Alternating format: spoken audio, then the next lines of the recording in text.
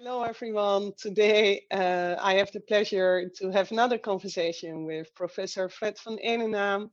I am Christine Koetsier, CEO of GEM and strategic partner of Boardwise.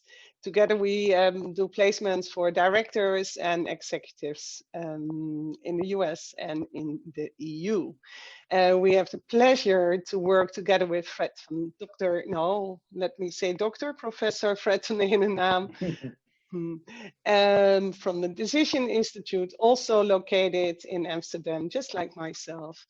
And the Decision Institute is known for their excellent work in strategy, digital transformation, and of course, corporate governance.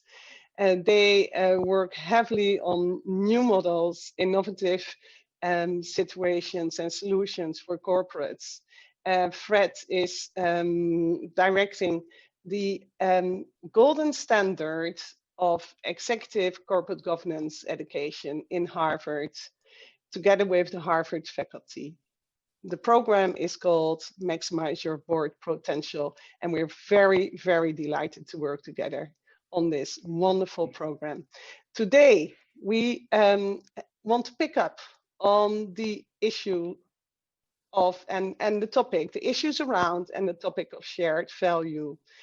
Fred, as an introduction, we know that the term shared value is brought to us to one of your mentors, and Michael Porter.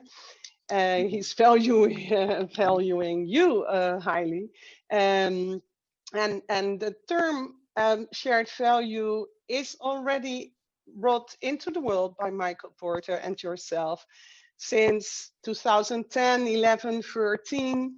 And as you know, in relevance to this podcast, we like to always keep on the glasses. What is happening in the US compared to what is happening in the EU? How can we learn from each other, and how can we work together on this topic? Well, first of all, maybe would you mind introducing us for correctness of understanding the academic background of shared value to the term shared value? Yeah, sure. Thank you, Christine. It's quite an interesting term, and it's already, what was it, 2010, 2011, that Porter and Kramer and others came up with the term shared value and shared value creation. And to put it rather simple, it is to make sure that we address social problems, big social problems that we all are aware of, in terms of education, in terms of health, in terms of economic developments, in terms of ecological developments. So we need to address those big issues on the one hand, and on the other hand, make sure that we do that from a business perspective. So we need to create a margin on the business side, and we also need to improve the social and the shared value creation. That's basically the idea. And ever since, it has been almost a revolution for those companies that decided to try to basically address both issues at the same time. That's basically the fundamental idea. And Fred, isn't it the truth that businesses and corporates have always been busy with this, and some awareness around societal responsibility, as we would call it, perhaps? Yeah, I think you're right. And in one angle, you may say this is to basically reset capitalism, or as Porter would say, this is a higher level of capitalism, or actually how it was intended to be. We created firms to address society's needs. That's what we fundamentally decided in starting to do that firm-wise. And then apparently along the way, we sort of got hung up on let's only focus on net present value or on free cash flow or only on the financial metrics, and let's take the rest for granted. And if need be, we are willing to spend some money for our license to operate, or for our PR, or to do something back for the community. But our mindset was a profit and business. and that's it. And let's see that it's not that we are still decent citizens. And that has long been the idea. Certainly around the 80s and the 90s and the 2000s, that business was there just to make a profit, and automatically that would be good for everybody. And of course, we figured out that that's not the case. I think the CSR people in the US deserve a lot of credit. The corporate social responsibility people saying, you must create a business model that is not damaging society, because if it's damaging society, it's also ultimately going to damage you. And that has resulted in some sort of a transfer of knowledge and a transfer of money, but it did not strengthen the business model of the companies. And that is what shared value tries to do.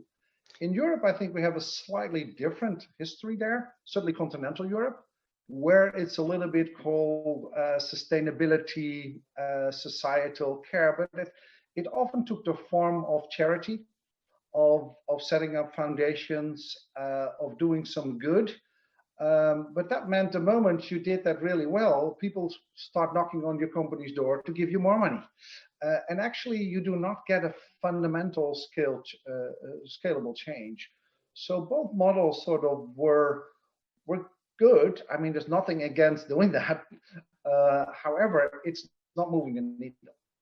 And since we are so aware these days, more than ever probably, of the social problems and ecological problems and the governance problems we see around the world, you may see the social development goals of the United Nations, the declarations of people saying we need to look at stakeholders and not only shareholders. So it's sort of this awareness, and that we need to change a little bit on how we think about the role of the firm and the role of the corporate beyond avoiding doing evil, let me put it that way, but becoming part of the solution, not of the problem. And that is basically what Porter and his group bring forward to companies like Walmart and others, saying, we need, as firms and as boards, help our firms address the big social issues and help create a business model in doing that, because then we can scale, and we do not need more taxes or more charities, because that's not going to be sustainable. And that's basically how it started. And I think now, 2019, 2020, we see that we figured out that it may actually be the answer to the fact on what do we expect from businesses in the future? What do our employees expect? What do our consumers expect? That we are not just corporate citizens. No. We are part of the solution, and we do this high level of capitalism. This is what capitalism was for, addressing big social needs and issues in a business way, not to compete on small nitty-gritty, different colors, different tricks, different supply chains, marginal issues. No, it's the big things that we need to address with our societies, and that is what business is and was for. And we may have been deviated to a very narrow idea of capitalism, and we really need to reset this idea of capitalism. And we as board members should be, I think it's a normative statement, should be active in pursuing, in having our boards and having the new generations of managers really work in that angle. Otherwise, businesses will, just in the self-interest of businesses will be scrutinized, will be overtaxed, will be blamed, sometimes rightfully, but will also be blamed for evil that they don't do. We should become a solution, and of course we can make a profit, but we should not reap off society, which we, let's face it, which we have been accused of, and sometimes we have done. Yeah, so it looks like there are some alternative models and initiatives showing up. When we spoke beforehand, you also mentioned, and I know them too, the SDGs, Yes. and from the UN, of course, and then also we have a matrix around the economic social governance. Right. Could you shine a light on that in the context of how useful this type of tools are for board members here in Europe and there in the US? Right.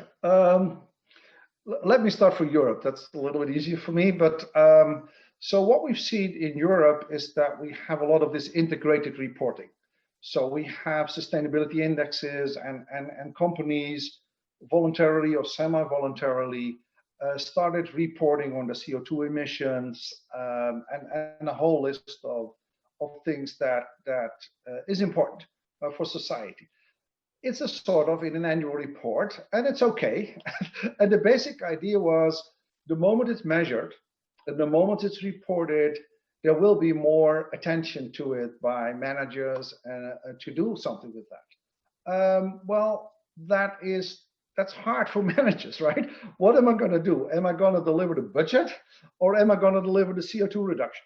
And I know I should think about doing both at the same way. And conceptually, I understand if I optimize my processes, I probably get lower CO2 and I get a lower bottom line. However, man, that's a lot of work, and I still need to get this fixed within my budget period. That's hard to do. So it created some sort of a tension there and some pressure there. But it's good. But it didn't work that way to make it implementable. Now, looking at the US, I see actually a broader range of approaches. So you see some companies that have really embraced, whether they call it shared value or did let's say the more advanced levels of CSR, really said, we start with the purpose, we start with the social purpose, and I put my money where my mouth is. If it need be, we're going to go for the social cause and less for the company cause, or some of the NGOs that actually are making a profit, but doing that only to solve that. We don't know that extreme version in Europe. I think it's a very good version. I also seen in the US where it's really greenwashing, where it's really sort of PR, doing good, and trying to attract new talented employees. But the heart of the matter was, we stated there, we think it's important, but if the decisions are there, it's purely a shareholder financial arrangement, and that's a little bit more extreme.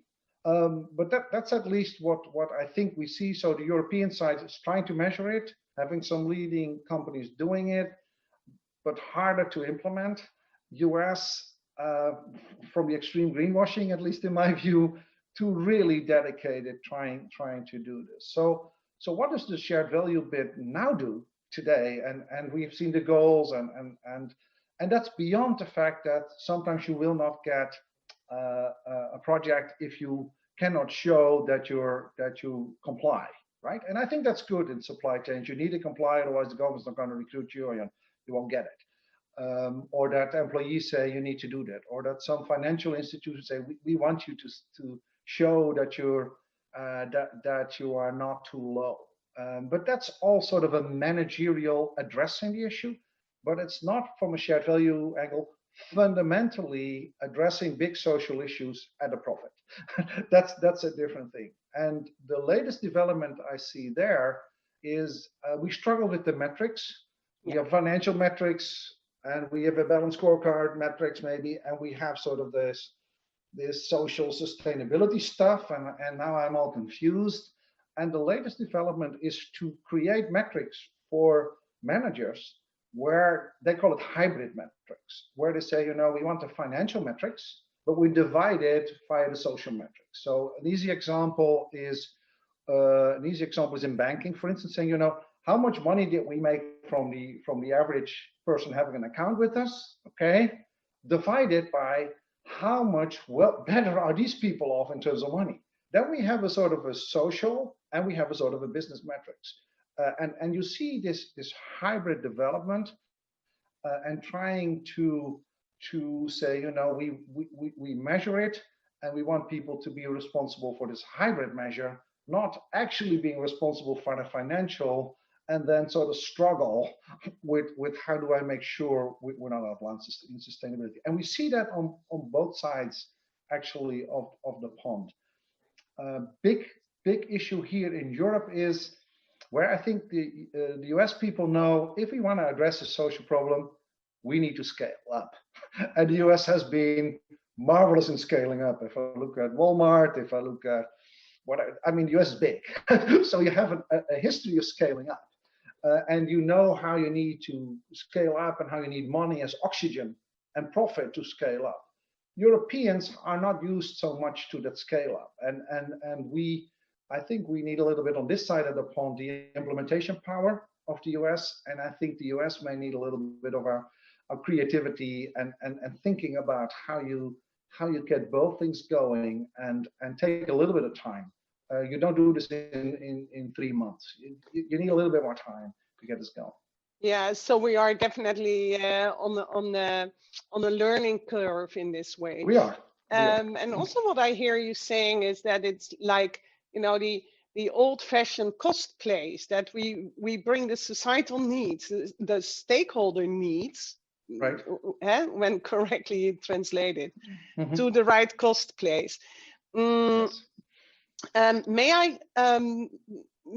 I just conclude that for board members, tools like different matrices, like what you mentioned, we have the SDGs, we have the economic, societal right. governance, and you call it a hybrid model.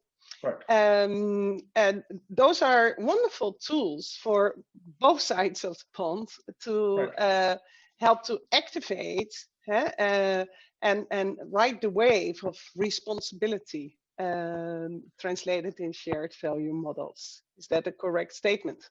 Oh yeah, I think it's typically how we as boards, of course, try to have a policy in place, see what we need to do, and then of course it needs to be measured, and we need to see that it works. And so that's why I think these apart from integrated reporting and all the other control mechanisms that we have, that we use those hybrid measures and maybe use those hybrid measures to challenge the managers in saying, how can you get both wealth, for instance, for the people that have an account with you, and at the same time create more wealth for our shareholders? How can we do both at the same time instead of having those two sort of divided? And that's probably from our role a possibility to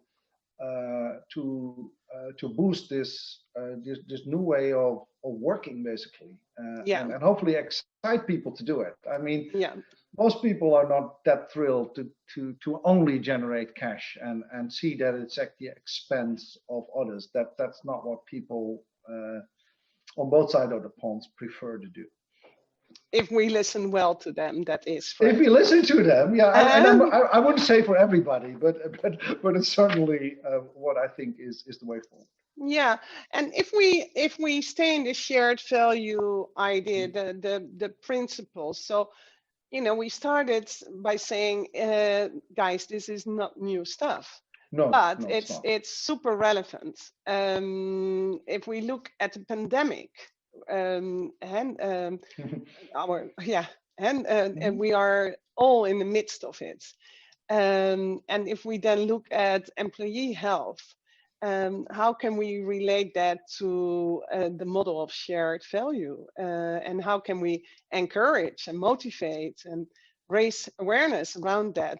And what can board members do? It's probably one of the questions of today. What did we miss, right? And not just as a risk, but what did we miss, and what is it fundamentally, and how to learn from it and correct it. I think the first learning, what people like me and shared value people would say, is there's a much deeper connect in this situation between healthcare and economics or business. So we may have thought that the only issue here is we need to have the right health insurance, and the cheaper the better, or we need our governments to run a very efficient, low-cost system, and that's what it is. As long as we don't need to pay too much. If it's not too large a percentage of our national income, we're okay. and the problem is that they need to run it better. They need to run it better. And we see that this is an immense connect because our health systems were not we're not suited, we're not able, we're not managed properly enough to run this pandemic. And this is not Ebola, right? It's still a horrible virus, but in March in my country we were afraid it would be Ebola, and then it would be an entirely different pandemic. So it's not even, I'm reluctant to say, but it's not even that harsh of a pandemic. There can be worse. And even then we already were not able to. But that's one thing. But it shows how strongly that is connected with our business and our employees and our society, and the fact that we see tremendous effects in health, in business, in the division in our countries. It's contributing to that.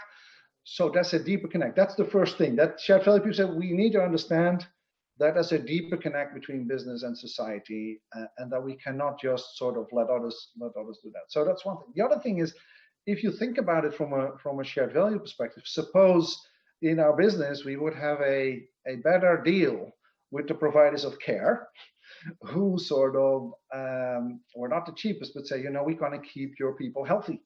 And every employer knows to having people healthy and be able to show up at work, that's important. Now, if we had with our healthcare provider better tests, if our people were healthier, so more resilient to the pandemic, if they could be treated faster, then we would have a benefit for our business. We would certainly have a benefit for the people. We would also have a benefit for the hospital, because they, or the health providers, because they would be able to provide better services. We're not there yet on how to do this, but I see companies like Walmart, in my country, companies like Philips, who are active in healthcare, really starting to rethink on how they may not only protect their own employees and attract those employees and make sure the business is running, but also how that may impact their business on a positive note, and how it can strengthen hospitals and providers. Because if the providers are only paid by health insurers or only paid by governments, so far we know they are underperforming at the cost for us all. So I think we're gonna see after this pandemic a boom of rethinking how we should collaborate with the healthcare system, not just selling them stuff, but to really think about how can we make our communities better, how can we get our employees better, how can we make sure that it's a deeper sense of collaboration, and move healthcare forward, not just looking at it as a cost.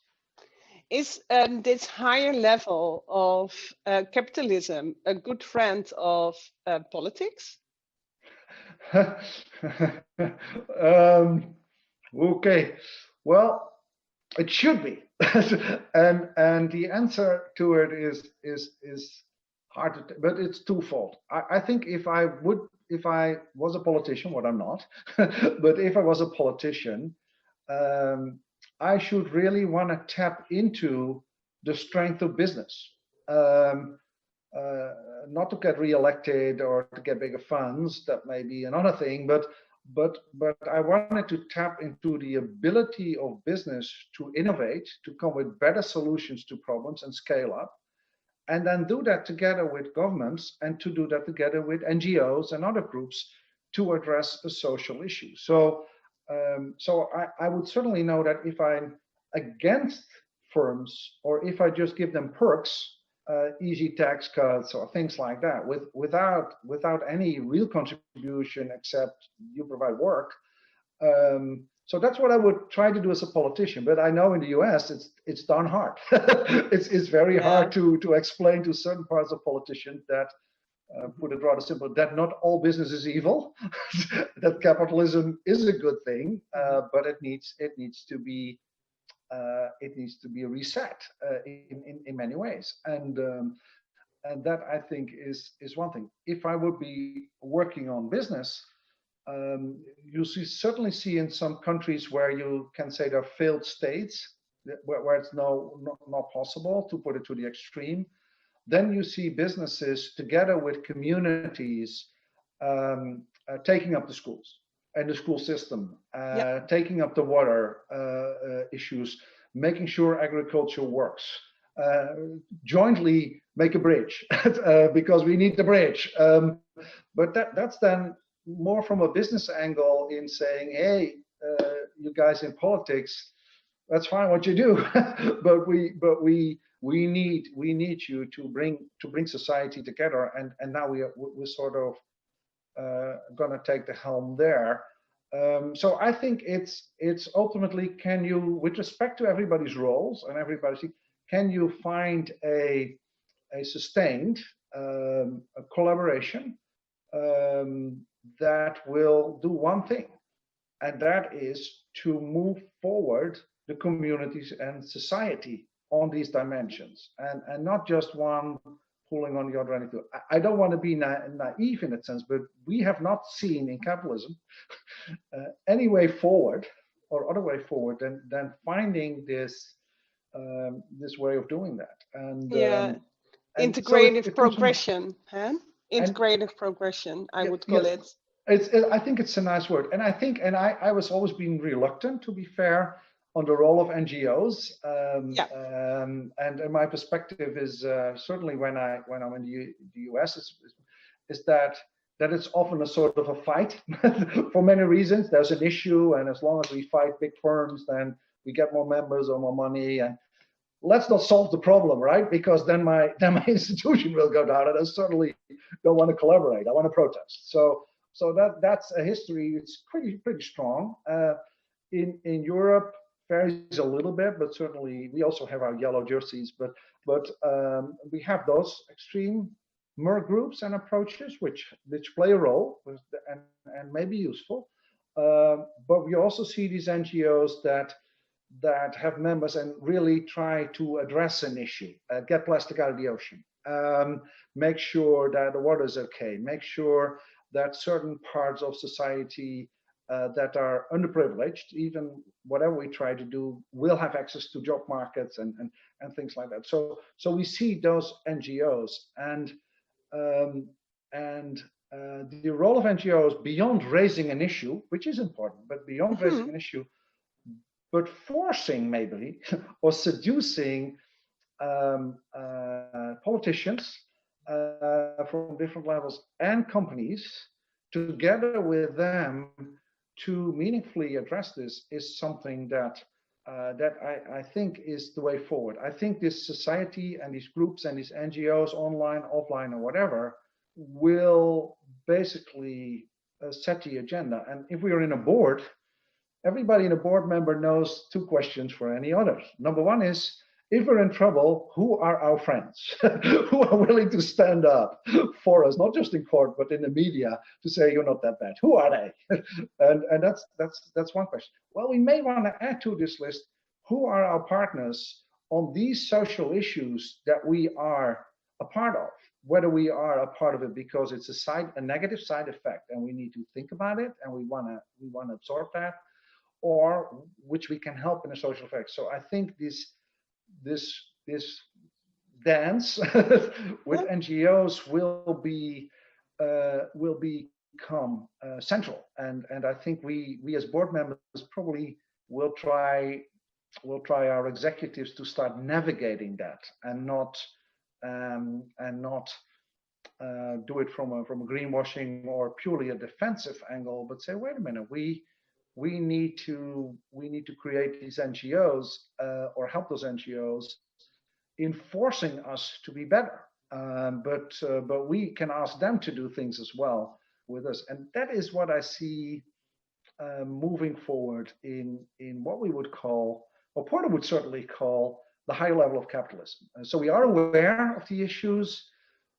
Business has been underplaying, been the evil, or be very inactive, to be fair, right? As long as it's not our problem, let's not deal with this.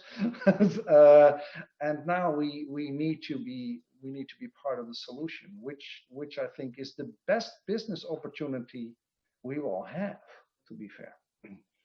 Yeah, and perhaps our pandemic is showing us that also at a daily basis. And I fully agree with you that the interconnection between NGOs, society, and corporates for profit. Yeah, that's a very integrative look at the situation. We are all there for the same target group, if you wish. And this is society, right? I think So it is. yeah, let's move up that spiral of corporate success on this higher level of capitalism. Fred, you wanted to say something else, maybe to wrap up our view sort of. on shared value. Yeah. So I think there are many ideas here, and of course, people. Fortunately, businesses are free still to decide what their goals are, right? But we need to be clear on that, and I hope it provides some additional ideas. I know many are working on it, have been involved, but that's one single very strong reason to it. The millennials and the people that are now trained, our own children, the children that come from business school, from tech schools, from anywhere, expect this. Yep. So even if it's just how do we get the right talent and the right people working, I do not really see any alternative to bringing this into our business. I hope for most it's not just a reactive thing and we need to do this, but that we now, after all these pressures we got on business, that we can say, well, wait a minute, this is what a firm is for, and we now have these hybrid measures, and we now see that we can with all our technology and all our assets can help move society forward, and hopefully will not expect the government to take the only role in protecting us against pandemics, because it's clear that that's not working. And the costs are too high.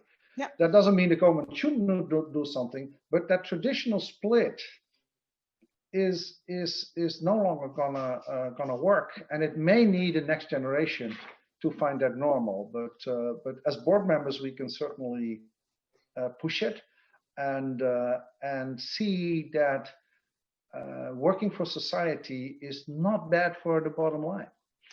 Correct. And also, I believe as board members, we can really serve with our experiences to this current generation that is fully aware of how to integrate the different worlds, as we call them, and how they can work together with the corporate world and the business arena as it exists right now. So there's a beautiful role to play, and I want to thank you, Fred, for this second podcast. It's a joy. Let's come back soon, and I wish you a very nice evening and speak to you soon. Thank you very much.